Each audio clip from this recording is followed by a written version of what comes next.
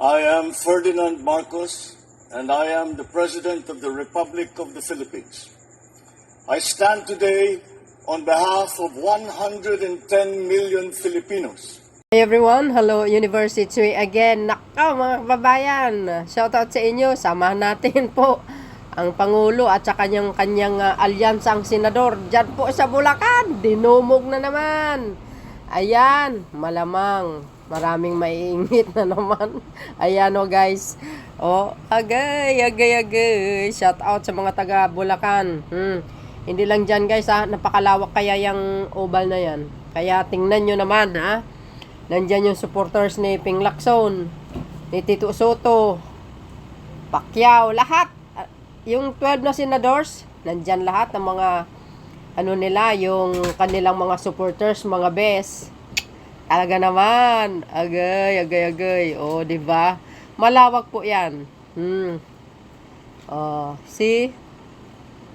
Shout out sa inyo mga best. Nandiyan na naman si Andrew A. Oh, yan oh.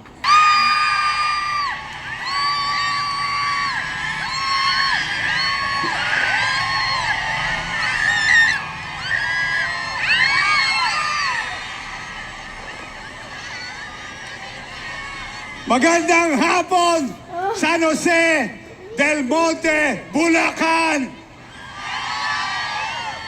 Ngayong araw na ito, aking pong nasaksihan, aking pong napagmasdan na ang mga Bulakenyo sinamahan ang 12 alyansa sa init ng araw.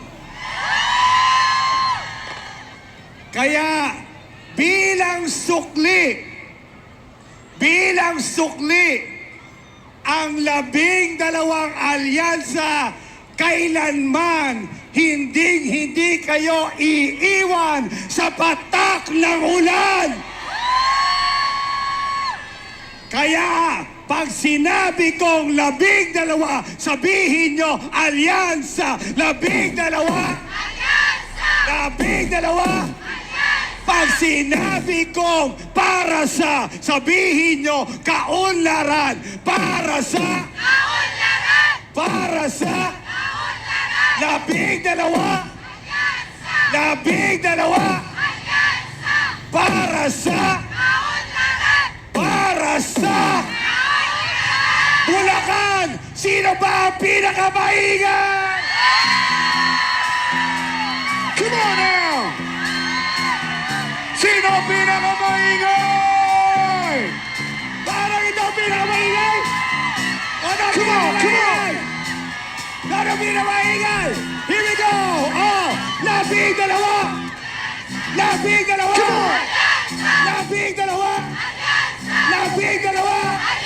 Oh! Para sa! Sino ba ang pinakamaingay? Here we go! Ako'y nasa Malate!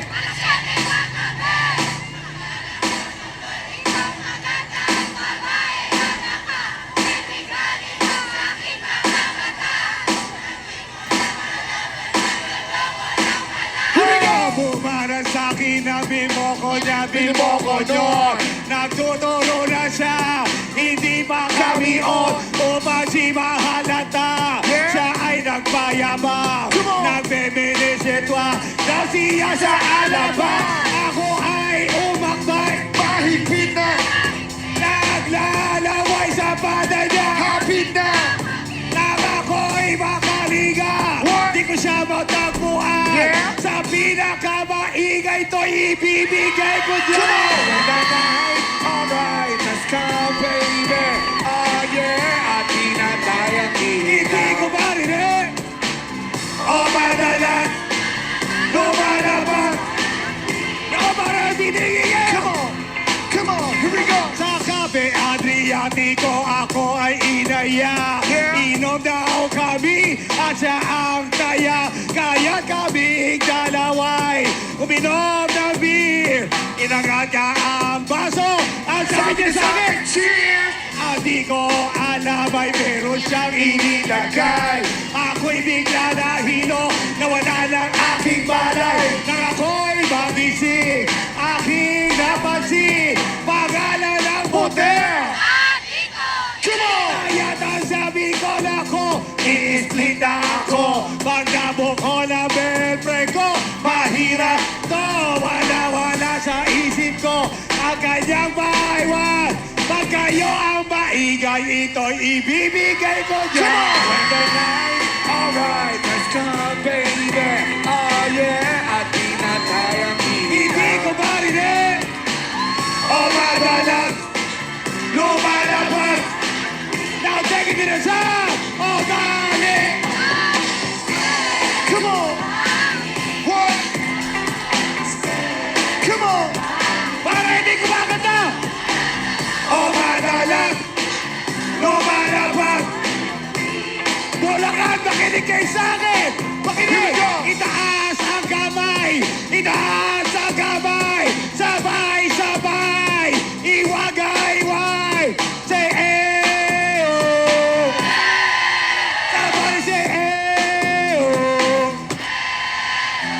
labing dalawa.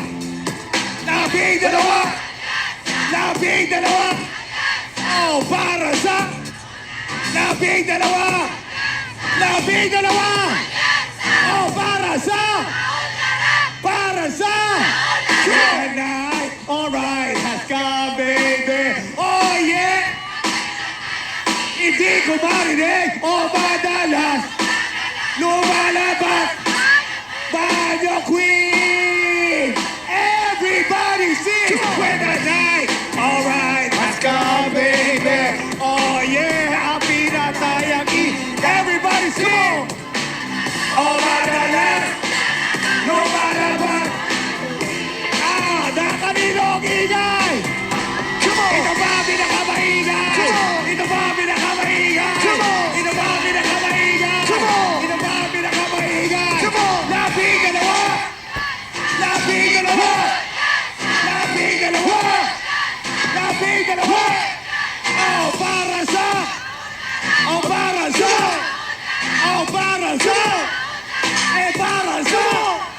Bring it down! Oh, guys ha, ang dami niyan, malawak po yan. Oh, sasabihin na naman dilis, kukunti. Aking Bulacan, ang labing dalawang alyansa. Hindi kayo pababayaan. Sino ang pinakamaingay?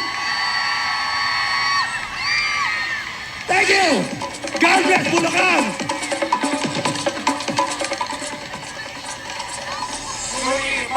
Maraming salamat po! And Three!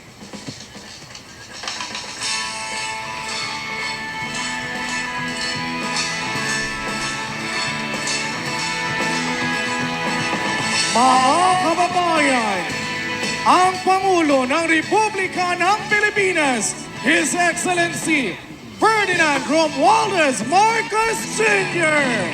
Aliansa ng pagkakaisa, aliansa para sa pagunlad, aliansa ng bagong Pilipino, aliansa para sa bagong Pilipinas, pagkakaisa ng damdamin hangarin. Magandang hapon, Bulacan!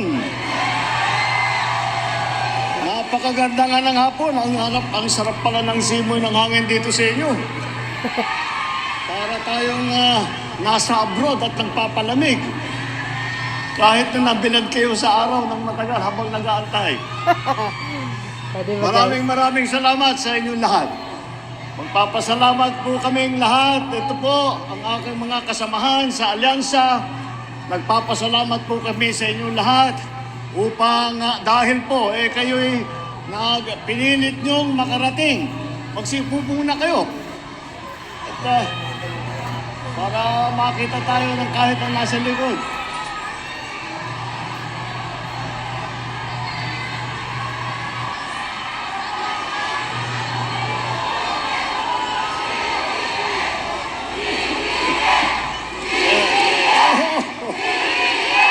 Salamat.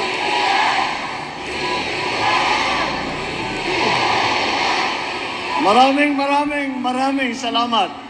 Talaga naman at sabi na nga namin nakakasiguro tayo kapag tayo ay pupuntang Bulacan at San Jose del Monte makakakita tayo ng ating lahat ng mga ating kaibigan. Kaya't nagpapasalamat kami, napakainit ng salubong na ibinigay ninyo sa aming lahat, mga tiga-alyansa na lumalapit po sa inyo at hinaharap po sa inyo ang ating mga magigiting na kandidato para sa darating na halalan para sa Senado. Alam niyo po, ako po ay nandito po, hindi malakas po ang loob ko na iharap sa inyo ang ating mga kandidato. Dahil napakadali pong ipagmalaki bawat isa po sa kanila. Narinig niyo naman po ang kanilang mga programa, yung kanilang record, yung kanilang nagawa na, at yung kanilang gagawin pa. At alam niyo po, may pagmamalaki din ng alyansa. Na ang alyansa, buo po lahat ng kandidato ng bawat pwesto nang mamimili kayo sa halalan na ito, lahat po sila meron po tayong kandidato. Kaya po, ang dahilan po dyan, dahil yung ibang grupo, sinasabi nyo, paano nyo nabuo yung napakaraming tao na para sumama sa inyong alyansa. Yan po ang ibig sabihin ng alyansa. Dahil po kami ay may panindigan. Ang panindigan po namin ay magkaisa at magtulungan at magkapit-bisig upang tulungan ng taong bayan. Kaya po, kami po ay tinawag na alyansa. Dahil kung tignan nyo po ito. Meron pong lakas, CMD, meron pong ang nasyonalista, may Nationalist People Coalition, may NUP, kompleto po. Kompleto po ang lahat ng mga iba't ibang partido ay kasama po natin. Dahil po, isinantabi na muna namin ang aming mga partido para magkaisa, para gawin lahat upang tulungan at pagandahin ang buhay ng bawat Pilipino. Narinig niyo naman po ang kanilang mga talumpati at maliwanag na pagka tinignan po natin ang ating mga kandidato, pag inisa-isa niyo po, ay makikita naman ninyo, di kalidad po itong mga grupo na ito. Talaga, kung ako man, ay iniisip ko, kung ako ay tumatakbo bilang senador sa kabilang partido, ay palagay ko, may nervyosin ako ng konti. At sasabihin, pag ito yung mga kaharap ko, ito yung mga nakatapat sa akin na bilang kandidato ng Senado, mapapaisip po ako dahil masyadong mabibigat ito. Masyadong kilalang marunong, mahusay, matalino, masipag, at pinakamahalaga ay nagmamahal sa taong bayan, nagmamahal po sa Pilipinas. Kaya naman po, tignan po natin ang ating grupo kung ano pa ang kanilang mga pinanggalingan, ano ba ang kanilang pinagdaanan. Alam niyo po, 8 dito sa 12 na kandidato natin para sa Senado, 8 po sa kanila ay dumaan na sa Senado. Andiyan po, Senator Cayetano, si Senator Lacson, si Senator Lapid, Senator Marcos, Senator Pacquiao, Senator Revilla, Senator Tolentino, at si Senator Soto. Si Senator Soto, hindi pangkaraniwan na senador ito. Naging Senate President. At alam niyo po, nung ako'y senador, siya po yung Senate President namin. At kaya naman masasabi ko na nung panahon niya, maayos ang takbo ng Senado. Dahil magaling po siya. Magaling po siya humawak ng Senado, nakakahanap siya lagi ng kompromiso kahit na nagtatalo-talo po kami. Malamig po kasi masyadong ulo nito, kagaya lagi niyang sinasabi, madali naman akong kausap eh. Hindi lang niya sinasabi yun, totoo po talaga. Kaya magaling na naging Senate President ang ating butihing Senator Tito Soto. Ang 7 naman sa ating mga senador ay dumaan naman sa mababang kapulungan sa House of Representatives, naging congressman po. At sila po ay matagal nang nasa lehislatura. Andyan po ang Congressman Abalos, Congressman Bimay, Congressman Cayetano, Congressman Marcos, Congressman Pacquiao, Congressman Tulfo at Congressman Villar. Tama naman dahil mahalaga po na kapag kayo ay kayo ay isang senador na nauunawaan ninyo kung ano ang patakbo sa mababang kapulungan upang maging maayos ang pagpasa ng ating mga batas, upang maging maayos ang proseso sa pagdidinig. Yun po ang mga mahalaga na tinatawag na karunungan na para sa nakadaam na po sa ating legislatura ay kabisado na po nila yan. Hindi po, ang 4 naman po ay nagsilbi sa kabinete o cabinet level na kanilang mga cabinet level na kanilang posisyon. Ang una po dyan ay si Secretary Abalos. Si Benhur po ay naging Secretary ng DILG. Pag-upo ko po, ay aking iniisip. Sabi ko, sino kaya ang dapat natin ilagay bilang Department of Interior at saka Local Government? Ika ko sa sarili ko, tignan natin kung sino sa madami na marunong talaga at nakakaunawa sa mga issue na hinaharap ng ating mga local government. At naisip ko, meron daw, balita ko, may mayor ng Mandaluyong daw na magaling.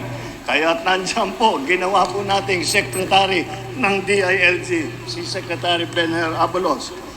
At si Senator Tulfo din, ay siya din po, ay sinabi siya, naisip ko, nung pag-upo ko, iniisip ko, sino ba talaga ang nakilala na walang ginawa kung nagsisilbi sa publiko, walang ginawa kundi tumulong sa mga nangangailangan, walang ginawa kundi magtrabaho para yung ating mga kababayan na nasa lanta sa mga krisis, yung ating mga kababayan na naghihirap, na namumulubi, sino ba ang magaling tumulong dyan?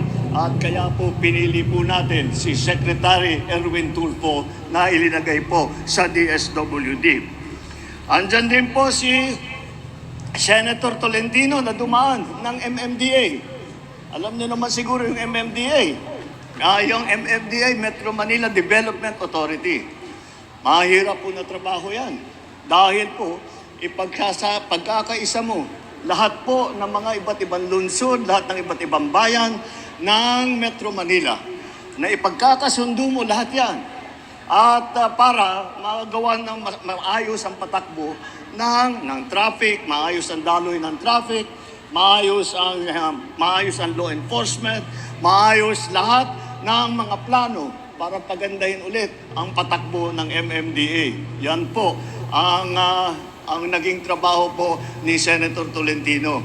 Pero lumampas po siya sa Metro Manila dahil di ko po makakalimutan nung tinamaan ang Region 8, Region 7, Region 6 ng Yolanda.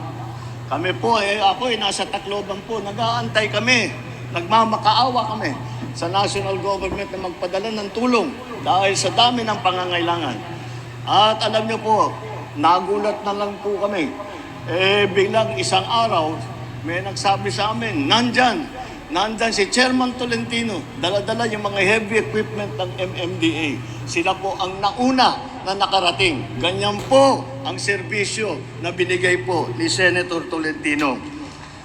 Ang isa pa po na humawak ng pagtulong sa paglaan po ng Yolanda ay si Senator Ping Lacson. Dahil siya ang tinagay na namuno ng Yolanda Rehabilitation Commission.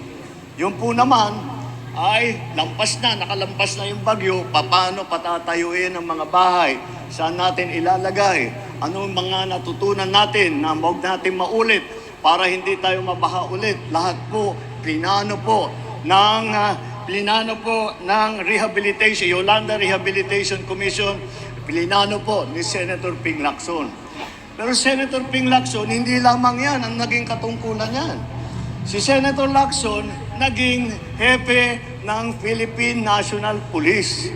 At kung maalala ninyo, ang una niyang sinasabi, ang una niya pong ginawa, pinagsusukat niya yung mga tiyan ng mga pulis. Tinitignan niya kung masyadong mataba, ibig sabihin hindi nagtatrabaho, pinag-jogging niya. Ngayon, wala ka nang makita ng malalaking tiyan dahil inayos na po ni Senator Lacson. At nung panahon ni Senator Lacson, yung acceptance, yung approval rating ng PNP, ng mga pulis natin, ay napakataas. Hindi na po naulit yung ganung klaseng rating nung nangyari nung panahon ni Chief PNP, General Lacson. Alam na po nila, makita mo, pagka titignan nyo po, maliwanag na maliwanag. Alam na po nila ang trabaho sa gobyerno. Alam na lang. Wala na, ito yung mga klaseng tao, mga klaseng nasa sa serbisyo publiko, na hindi basta, kung minsan, hindi na lang nagsasalita. At basta't ginagawa na lang ang trabaho. Yan po ang mahalaga.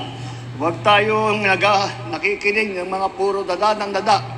Dapat ang hinahalal natin ay puro gawa.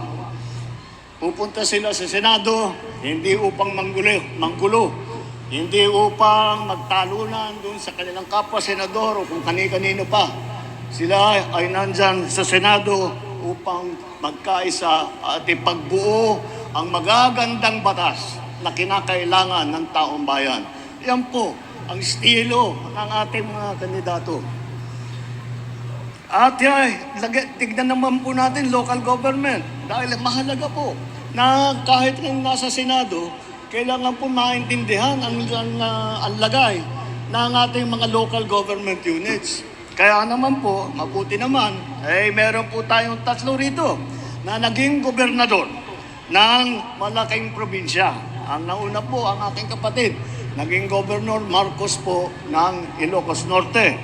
Si paring Lito Lapid naman, naging governor naman ng Pampanga.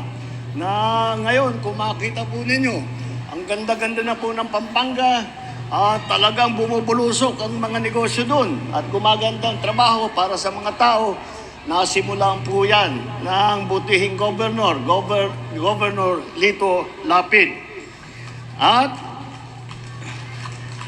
siyempre, yung ngayon, ang pangalawang pinakamalaking probinsya ay hinawakan naman po ng Governor Bong Revilla ng Cavite.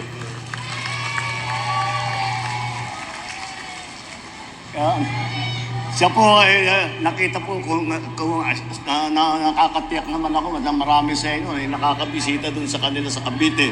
Nakita naman ninyo kung ano yung progreso, anong pag-uunlad ng Cavite. Yan po ay naging trabaho niya mula nung siya ay naging vice-gobernador, naging gobernador, naging senador, patuloy po ang kanyang trabaho. Kaya makita niyo naman, napakaganda ang mga naging matagumpay na proyekto at programa na sinimulan ng ating 3 magaling na gobernador. Meron din tayo mga mayor. Tatlong lungsod na malalaki. Unang-una, si Mayor Benhur Abalos ng Mandaluyong. Yan po nung panahon po ni Mayor Abalos, nung panahon ni Mayor Benhur, na mayor siya ng Mandaluyong. Marami pong natanggap, pagkikilala, binigyan po siya ng mga aming premyo dahil sa magandang patakbo niya sa Mandaluyong City. Kaya po makikita naman po ninyo, maliwanag na maliwanag, naiintindihan niya ang patakbo at alam niya ang lagay at ang pangangailangan ng bawat isa. Hindi lamang yung mga malalaki na tao, malalaking negosyo, kung hindi ang bawat kababayan niya sa Mandaluyong, bawat kababayan niya sa Pilipinas. At naging mayor din po si Senator Tolentino, ang mayor ng Tagaytay. At alam niyo po, si Senator Tolentino po, walang ginawa po yan, kundi nag-aaral. At tinitignan po niya lahat kung ano yung pinakamagandang pwedeng gawin. Kaya kaya po lahat ng tao, kapag yung sinasabi, may plano ako para sa Tagaytay, inalapitan niya, lahat po ay nakikinig sa kanya. Dahil meron talagang sinabi ang ating magaling na Senator Tolentino. At ang pangatlong mayor ay ang mayor ng pinakamayaman na lungsod sa buong Pilipinas, Mayor Abby Binay ng Makati City. O, sikat na sikat ang Makati City. Ngunit, alam nyo, maraming iniisip nila na kapag ikaw ang naging mayor ng isang syudad na napakayaman, napakadali ng trabaho, di po totoo yun. Dahil karamihan po ng malalaking negosyo ay nandyan sa Makati. Kailangan po na pagbutihan ang patakbo ng Makati, ng pamahalaan ng Makati upang patuloy na susuportahan siya at pupuntahan. Lalagyan po ng investment yung Makati City. Tuloy-tuloy nga naman ang nangyari. Ganun na nga ang nangyari sa Makati City. Tuloy-tuloy ang pagpasok ng mga malalaking negosyo. Tuloy-tuloy ang pagparami ng trabaho. Tuloy-tuloy ang kanilang mga benepisyong natatanggap sa Makati City. Yan po ay ginawa, yan po ay trabaho ng ating mayor, Mayor Abby Binay. Ano ba, baka naman po isipin ninyo na lahat po ng ating kandidato ay galing Maynila, galing lamang sa Luzon. Ay hindi po totoo yun. Tignan po natin. Ay unang-una, ang ating kinikilalang kampyon ng buong mundo, hindi lamang Pilipinas. Si Manny Pacquiao na tiga Bukidnon, Sarangani, Jensen. Alam po, nandyan po siya. At nakikita na sumisikat ngayon yung kanilang lugar. Dahil nakikilala, nandyan, tiga doon pala yung Manny Pacquiao. Tiga doon pala. Kaya tignan natin. Ngayon, nakikilala na. Ang mga pinupuntahan na po, dinadayo na po. Ang Jensen, ang Sarangani, dahil po, pinasikat po ng ating Senator Manny Pacquiao. Andyan din po si Senator Erwin Tulfo. Siya po ay laking Davao at saka Sulu. At siya ay nandun dahil doon po na destino ang kanyang ama na sinusundan niya at yung aman po niya ay naging bayani po ng ating bansa. At huwag po natin makakalimutan na meron po noon na Senator Vicente Soto, yung unang Senator Soto po. Ang unang Senator Soto po ay sa Cebu naman ang pinanggalingan. Kaya po, yung mga ninuno po ni Senator Tito Soto, ay siguro siyang lalo na nung kabataan niya, madalas siyang nandun. Kaya siguro naman, alam naman niya uli kung ano ang kalagayan ng ating mga kaibigan sa Visayas. At alam niyo po naman, kami po ni Amy, na aking kapatid, si Senator Amy, ang nanay po namin ay si Imelda. Si Imelda, 100% waray naman po yan. Kaya kalahati po sa amin waray man ini. Kaya makikita po ninyo.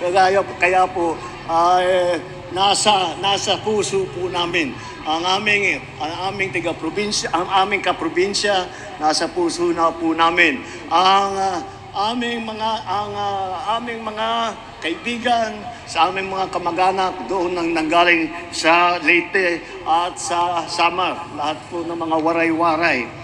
At baka hindi nyo po nalalaman na ang mga ninuno po ni Camille Villar ay mga Ilonggo naman. Kaya naman po, isa po, talaga naman yung batang yan, laging umiikot, laging nagtatanong.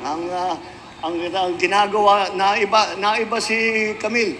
Hindi siya masyadong nagtatalumpati. Ngunit ang ginagawa niya, iba, kabaliktaran.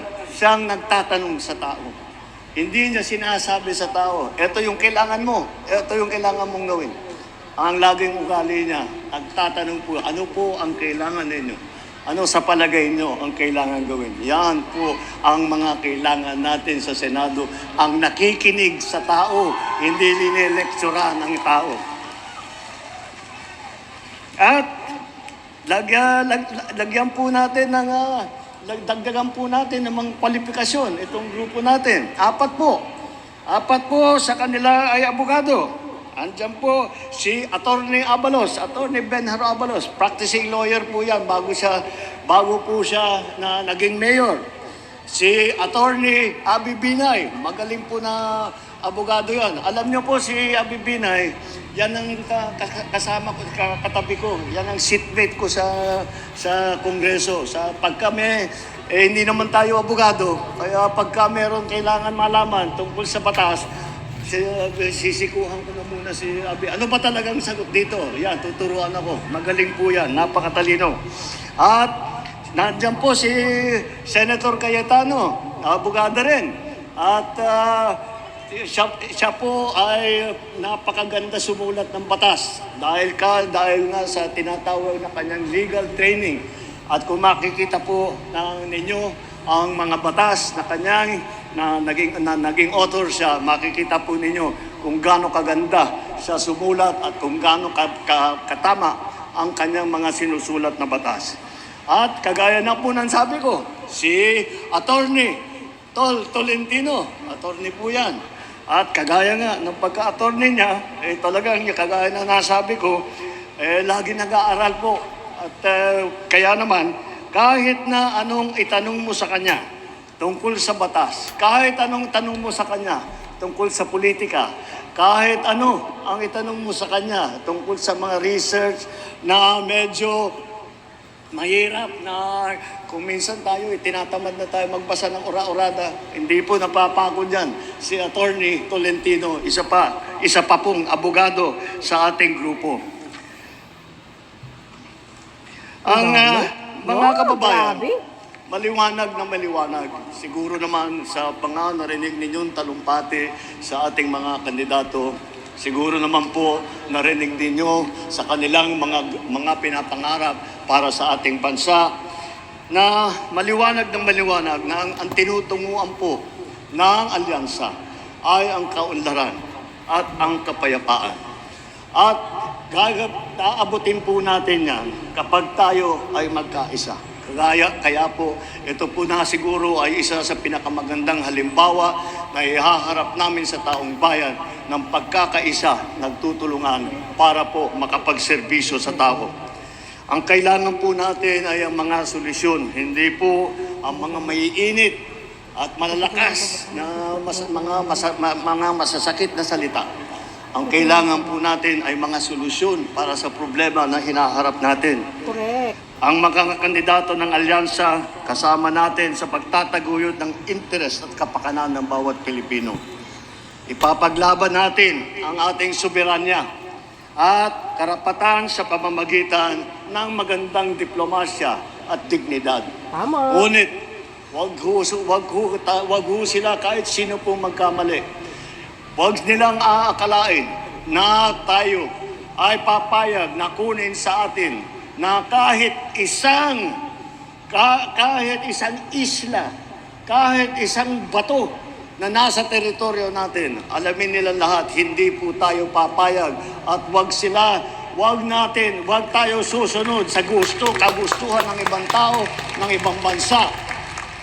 Kahit na maliit lang tayo, mga Pilipino, kahit maliit lang ang Pilipinas, palagay ko wala nang kasing tapang sa mga Pilipino. Hindi na, sa laban naman, kontra sa krimen at sa droga. Ito po ay aming paniniwala. Ay hindi naman po kailangan na pumasok tayo sa kaharasan na maraming nasasaktan, na maraming pinapatay, na libo-libo na Pilipino ay hindi na natin nahanap at nawala na lang bigla. Yan po ay hindi po pa sa amin, ay hindi po tama para sa amin yun. May tamang paraan para tiyakin ang kapayapaan at kaayusan. Yun ay sa pamamagitan sa buo na suporta sa ating mga kapulisan, sa ating mga local government units. Dahil sila po ang talagang namamahala na matiyak na maganda ang takbo ng buhay, na ligtas ang ating mga kababayan at hindi sila kailangan mag-alala na sila'y masasaktan, sila'y mananakawan, sila ay papatayin. Sa ekonomiya naman at sa trabaho, hindi natin kailangan umasa sa mga illegal na mga gawain kagaya po ng pogo na ginawang pugad ng pagsasamantala sa ating mga kababaihan, naging pugad ng karahasan. Kaya po tayo binan na po natin yan at hindi po tayo papayag na babalik yan dahil nakita na natin na napakasama ang nangyari sa ating mga kababayan dahil po dyan sa Pogo. Yeah. Ang solusyon po ay hindi sa mga illegal na gawain. Ang solusyon po ay nasa tunay na trabaho, nasa magandang kabuhayan at suporta sa maliliit at sa mga nangangailangan. Magkaisa po tayo at mamili po tayo ng alam natin na tuloy-tuloy magtatrabaho, na itinayana nila ang kanilang buong buhay upang magserbisyo sa Pilipino. Itong ating mga kandidato, napakahaba na po ang kanilang record na nagsiservisyo sa Pilipino. At hindi lamang sila nakaupo na sa matataas na posisyon. Ngunit siniseryoso po nila ang kanilang katungkulan at gumawa sila ng maraming maganda upang pagandahin ang buhay ng bawat Pilipino, upang pagandahin ang Pilipinas. Yan po ang hinaharap po natin. Ito po ang mga ating kandidato para sa darating na halalan, ating mga kandidato para sa Senado. Mabuhay po ang alyansa sa bagong Pilipinas. Mabuhay ang Bulacan. Mabuhay ang Pilipinas. Muli po, mga kababayan, ang ating mahal na Pangulo. Oh, guys. Shout out sa mga Marcos Loyalists and supporters. Oh, majority of Filipinos, mga anti-China. Piliin po natin ang alyansa. Tayo na po ang bahalang pumili. Basta ang importante, nakakatulong sa mamayang Pilipino ay pagtanggol ang bansang soberenya natin. Mga kababayan, narinig nyo po siguro ang talumpati ng ating mahal na Pangulo. Oh, nakita nyo guys. Kakatayo niya lang po. BBM. Biro nyo yun. Mga kababayan, hindi nyo narinig yun. Parang bumalik ako sa 2022 election. Oh, totoo po yan. Itong alyansa naman talaga, ay maasahan naman sila for sure. At suportahan ng mahal na Pangulo, mga kababayan. Hindi ko po kayo dinidiktahan, pero pumili tayo ng tama na akala nyo ay nakakatulong sa mahal na Pangulong Marcos Jr. There's more, mga kababayan. Alam niyo ang gusto ko kay Pangulong Marcos Jr. Stick to ano lang sa guys, no? Stick to one lang sa mga speech niya. Hindi po siya nag-iba-iba. Oh, yun po maganda sa kanya eh. Hindi po siya nagbumabanat, no? Sinasabi niya lang yung buong katotohanan. Ano lang ba, one direction lang po ang kanyang speech eh. Napakaganda talaga. Yan ang gusto ko sa kanya. Yan ang totoong mambabatas. At saka isang magaling na leader. Ha? Oh, see? So yun guys. Sabi ko nga, there's more. See you again on my next upload video. Bye. And babus. God bless Philippines. Mabuhay ang bagong Pilipinas.